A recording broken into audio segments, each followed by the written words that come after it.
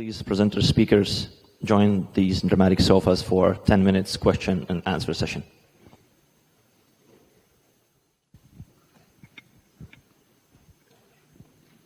How did the 30 minutes turn into 17?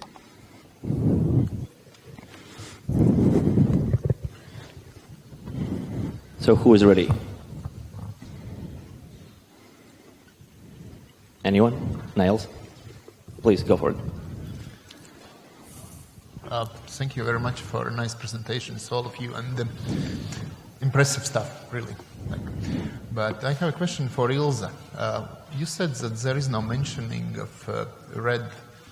of left bank that development in the city strategy. I think there is a clear chapter which is called Zinātnes and Innovāciju centers, and one page is devoted for that, and it was already stated some 5 years ago, and it's just seems a good next step, right? No? Or I got it right from your presentation, no? City strategy, Riga city strategy, it clearly states left bank of river Daugava, priority area, Zinātnes and Innovāciju centers. Yes, of course. Yes, so yeah, I think it's clear, at least politically, again, all plans we have in place, and this is a good next step, right? Yes, of course. The planning, there is no probably a big problem, or I would like to avoid the word problem at all in the city planning, but the question is next, what will happen when all the people, all the academic community from the right side of Dago would move to this side? What kind of infrastructure should be provided? And that is still an open question, whether it should be the infrastructure of the city center, as for example the case of Amsterdam center, in relation to the science park that was shown, for instance, as well. So about the typology, there is still an open question, and especially of infrastructure as well. Just that was, I wanted to show that there is no, all the kind of planning is already there, but the concrete action and typologies and infrastructure is not yet there.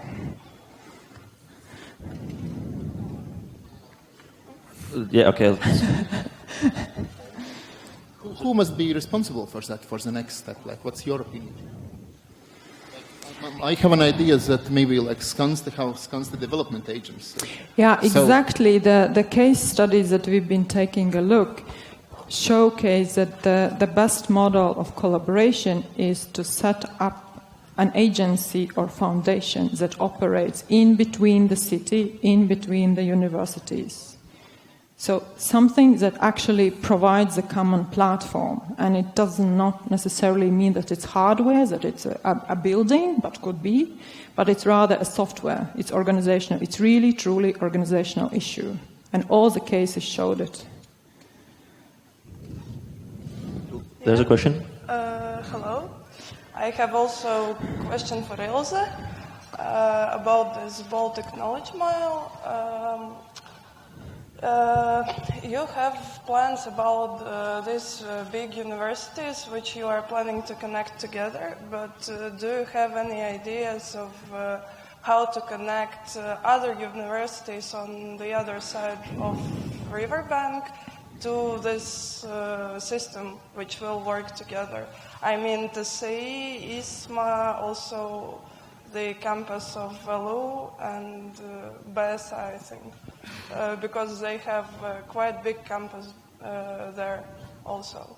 Are there any plans of connection about that? There might be a slightly different formulation, perhaps, is needed. What we are looking at, in fact, probably is not connecting universities, although there have been discussions on joining universities because of being part of the world ranking universities. Though actually what we are looking at, it would be rather consolidation or creating an infrastructure and territory of the knowledge. So I think there will will be a territory on the left side with particular emphasis on knowledge and innovation, and probably certain institutions will still stay on the other side of the river. So, of course, for different reasons, the campuses try to consolidate and connect. Like Riga Technical University also has campuses on the other side, which will move to the left side. But physical infrastructure that would connect it, of course, as also colleagues were stressing out in their presentations, it's a public infrastructure. It's really streets, roads, pedestrian ways, the bicycle ways that physically connect. And again, there should be probably a software infrastructure that connects those universities. Thank you. Okay, thank you. Do we have from audience questions? Okay, then I have one for all of you, actually. How can we avoid or not to make these campuses gated communities, both physically, mentally, socially? What's need to be done in order not to make just another gated community? Shall I take this one? Well, the question is also, should you avoid it? I think I talked a little bit about this. If you are in Asia, for example, in China, you see that this is not a problem. It also has to do with the size of the campus, of course. So, in a European city context, of course, we all think it's very logical that a campus is very well connected to the rest of the city. So that would be the first thing. But if you have a certain mass, then maybe it's not. This was the dilemma we had in the Amsterdam Science Park, which is actually a satellite campus of the inner city campus. You talked about it. And the barriers were so big there that imagine you cannot really connect it to its surroundings, then you should at least create a city within a city. And that's what we try to do. It's not finished yet, but you create a mixity of functions, multiple users, and try to connect it at least on the important anchor points, and then create a master plan or create a spatial structure which allows multiple connections in the future. So avoiding, I would say, yes, you should not create monofunctional gated communities by principle, but if you're on a certain scale, which will not happen, I think, in Europe, but happens in Asia, you could say a campus could easily become a city on its own, and that's actually what you see happening in these countries. If I may add, for instance, as you were mentioning, the big cities in Asia, for example, University of Tokyo, it has several campuses in the city, and the area is relatively large, and you could say it's a monofunctional campus, but all the areas around support it, so it's very well embedded in the city's infrastructure.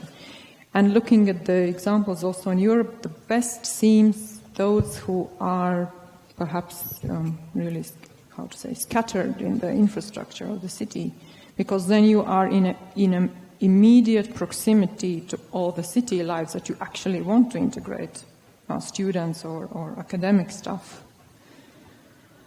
And also, one small comment is that the location for the campus already has a lot of qualities which would allow it not to be isolated. For example, the railway link, the new station, which is planned there, and the connections that are existing around this site suggest that it shouldn't be isolated, that perhaps there is a kind of zone of overlap. Maybe the core of it can be a very specific academic purpose-oriented program, but there's a great potential in many of these intersections to create a livable environment, not just a university campus that is isolated. Thank you. Thank you. Audience, please, last question. It's a possibility. If there is none, then thank you once again very much. Thank you.